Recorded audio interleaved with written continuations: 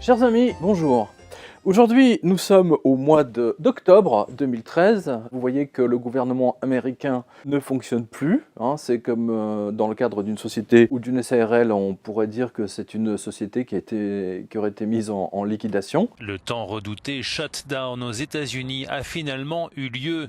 Faute d'accord au Congrès sur le budget 2014, la Maison-Blanche a ordonné la fermeture des services fédéraux.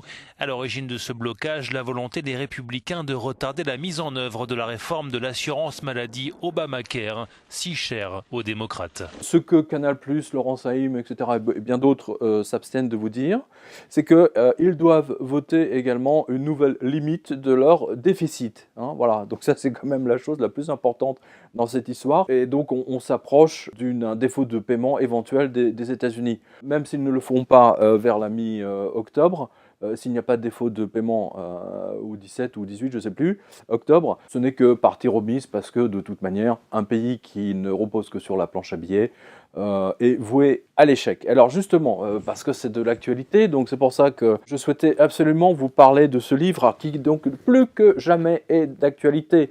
L'effondrement du dollar et de l'euro et comment en profiter. Alors dollar-euro, je veux dire, le dollar s'effondre, l'euro va s'effondrer aussi pour d'autres raisons, mais les deux sont liés par définition.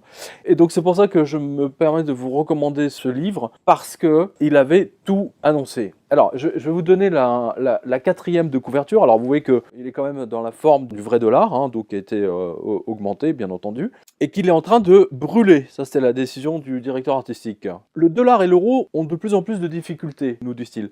L'euro a même failli exploser le 12 juillet 2011, ce qui est vrai. La vraie dette des États-Unis est de 210 milliards d'euros. Et celle de l'Europe, si vous mettez tout bout à bout, n'est guère mieux. Depuis sa création, le dollar a perdu 98% de sa valeur.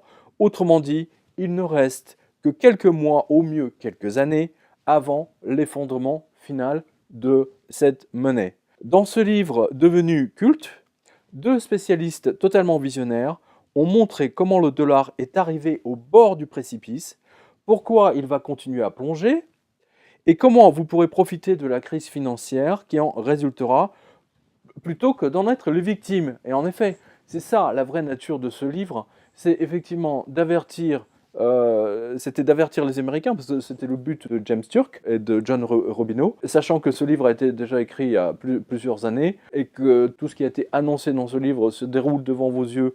La preuve en est, c'était le Monday Shutdown, comme on dit. Eh bien, franchement, ça fait vraiment peur. Alors, publié bien avant la première crise de 2008, ce livre a effectivement sauvé tous ceux qui l'avaient lu et qui l'ont lu et qui ont suivi à la lettre les conseils qui y sont exposés. Que voulez-vous faire avec les États-Unis qui sont devenus la nation la plus endettée au monde? Pour financer ces montagnes de dettes, la Réserve fédérale inonde le reste de la planète avec des dollars imprimés par des planches à billets devenues hystériques. Et écoutez bien, il a été imprimé plus de dollars au cours de ces 4 dernières années que depuis toute son existence. Justement, puisqu'on parle de planche à billets, donc ils ont imprimé plus de billets au cours de ces années de crise, que depuis l'existence du dollar, depuis quasiment un siècle. Je ne sais pas si vous vous rendez compte. Voilà. Et qu'aujourd'hui, la Chine, la Russie, bien entendu les pays pétroliers, ne sont plus du tout d'accord pour être payés avec de la monnaie de singe. Parce que, techniquement, franchement, c'est de ça dont il s'agit. Vous voyez, c'est juste un morceau de papier, ça pourrait être des billets de 100 $ ou de 500 $. Ça coûte 0,01 centime ou cent à fabriquer. Et ça ne repose sur rien. Alors qu'à la base, c'est ce qui fait justement la gloire c'est ce qui a fait la gloire du dollar, ne l'oubliez jamais. C'est-à-dire qu'au départ, le dollar était garanti, vous aviez des dollars qui vous permettaient d'aller dans une banque et d'échanger vos billets contre des pièces en argent, et d'autres qui vous permettaient de les échanger contre des pièces d'or. C'était juste un moyen pratique pour ne pas vous faire braquer par les Dalton ou les Calamity Jane ou tous les cow-boys qui étaient extrêmement nombreux à l'époque. C'est ça la nature du dollar à la base. C'est juste échanger des pièces, un certificat papier contre des pièces d'or ou d'argent. Ce que j'ai appris avec ce livre, c'est qu'au cours de la crise de 1929, entre autres, les seuls Américains, enfin tous ceux qui avaient investi leur argent en bourse, et comme vous le savez, ils étaient extrêmement nombreux, les seuls qui n'ont pas été ruinés sont ceux qui avaient investi notamment dans des mines d'or ou des mines d'argent. Et imaginez par exemple, après 1920, donc en 1930, il y a des fortunes colossales qui ont été faites, notamment la famille qui avait acheté tous les terrains à Washington, autour de la Maison Blanche. Et par exemple, l'ambassade de France, aujourd'hui, appartient à une famille qui a fait fortune justement dans le crash de 1929, ce qui lui a permis de construire ces bâtiments absolument extraordinaires. Donc il y a eu beaucoup de familles comme ça qui ont effectivement refusé le chant des sirènes, c'est le cas de le dire, et qui ont opté pour l'or et l'argent.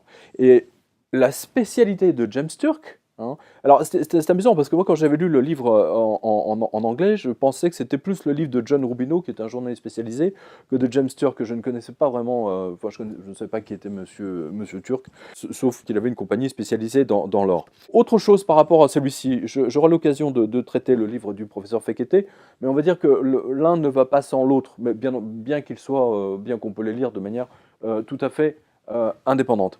James Turk nous montre quelque chose de très spécial. Il parle de l'indice de la peur. L'indice de la peur, c'est quelque chose qui vous permet de calculer à quel moment les États-Unis vont faire défaut. Cela sur quelque chose du stock d'or disponible aux États-Unis par rapport à la masse de dollars en circulation.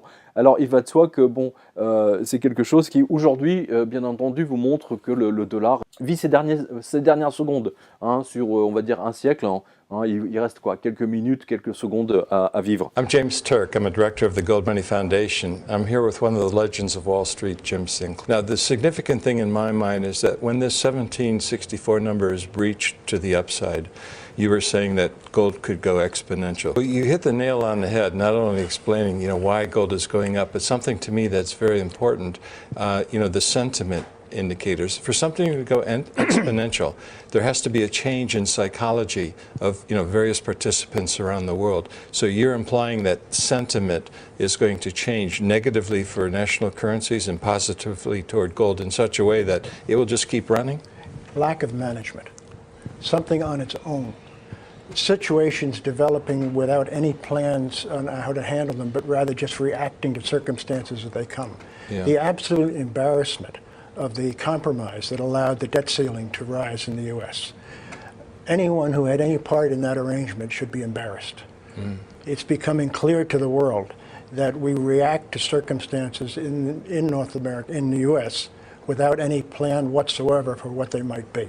Alors, je vous donne un peu les sujets abordés. Pourquoi le dollar va s'effondrer? Ensuite, toutes les monnaies papier finissent toujours par mourir. Combien les États-Unis doivent au monde entier? Il montre également les échanges, les déséquilibres, et surtout, il fait une comparaison entre les monnaies de l'histoire, enfin les monnaies avant qui reposaient sur l'or et l'argent, et les monnaies fiat, comme on dit aujourd'hui, c'est-à-dire les monnaies papier qui ne reposent strictement sur rien. Il parle également, il développe le premier âge d'or, la hausse des monnaies fiduciaires, la place de l'or dans le monde moderne et pourquoi l'or va prendre son essor. Ensuite, ils abordent donc page 113, c'est un chapitre qui me tient à cœur, ça s'appelle l'indice de la peur.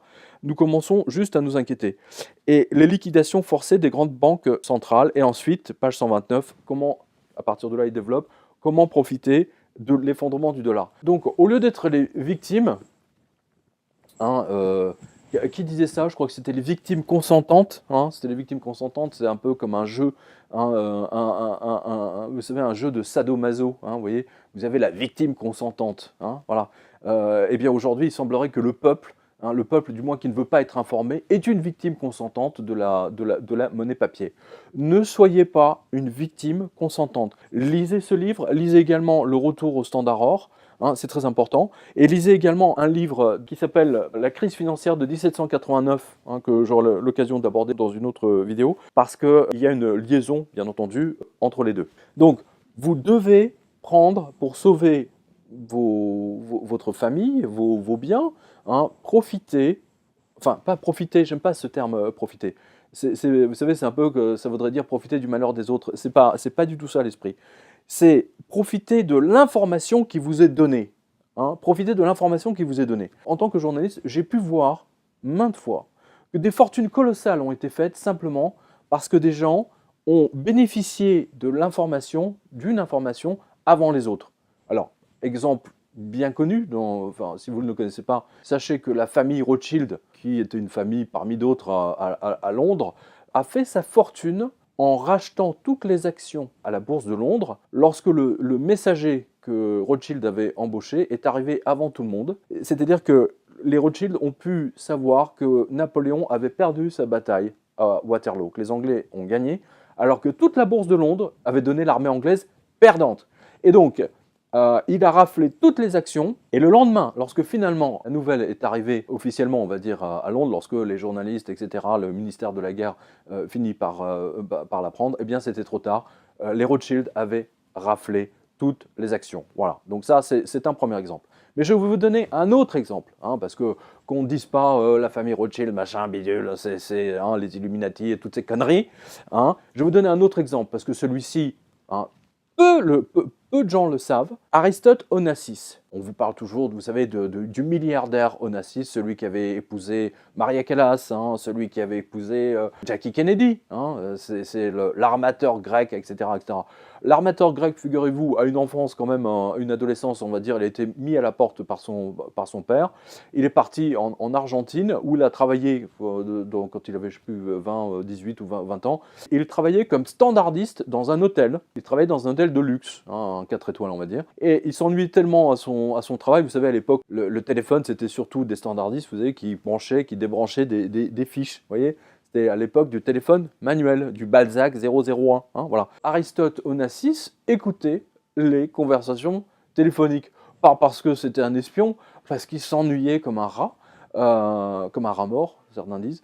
Et donc, c'est à force d'entendre les conversations de ses clients, certains infortunés, il a fini par apprendre des coups en bourse qui allaient être faits. Et c'est comme cela, avec les informations glanées, donc il n'était pas journaliste, hein, avec les informations qu'il a commencé effectivement à profiter de ces informations.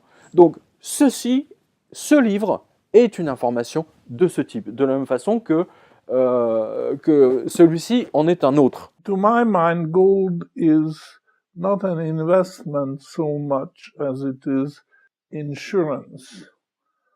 So when you take out, say, fire insurance, you shouldn't be disappointed that the next day the house doesn't burn down. You should be happy.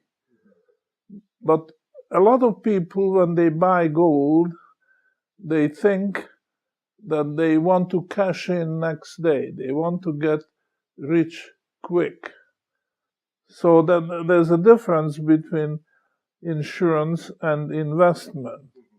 To my mind, gold is an insurance because we are going into a very dangerous situation, that the probability of the house burning down is very high. Donc, ne vous laissez pas abuser par la presse économique française qui est entièrement vendue, hein, bien entendu, au CAC 40 et à Wall Street, hein, et bien entendu qui est contre l'or. Hein, on a des exemples mains. Le professeur Antal Fekete l'a expliqué. James Turk, lui, l'explique d'une autre façon. Hein, d'une autre façon. C'est très très intéressant d'ailleurs de confronter leurs deux points de vue, mais les deux sont d'accord et sont formels, et j'ajoute moi aussi. D'ailleurs, ce livre-là va vous le montrer également, et ça, Dieu seul sait s'il concerne les Français, hein, celui-ci, que le système d'une monnaie, d'une devise qui ne repose sur rien et sur du papier s'effondrera à un moment donné ou un autre. Vous avez vu où en est le dollar aujourd'hui, l'actualité vous le montre, ce sont les derniers... c'est comme les derniers rebonds, hein, d'un canard ou d'une poule à qui on a coupé la tête. Et ce sont les derniers moments du dollar. Sauvez vos biens, sauvez le fruit de votre travail, toutes ces années de travail. Lisez ce livre, hein, et vous allez comprendre les différentes mines, etc. Ce n'est pas vraiment un livre que sur les mines, c'est pour vous montrer que le dollar est mort. Voilà. Et que vous devez prendre des dispositions qu'on appelle au jeu d'échecs des mesures prophylactiques. Voilà, je vous remercie d'avoir regardé les vidéos du Jardin des Livres. Hein. Donc voilà, l'effondrement du dollar et de l'euro et comment en profiter, c'est très très important. Et bien entendu, le retour au Standard Or sur lequel on aura l'occasion de revenir, c'est le cas de le dire. Merci à vous.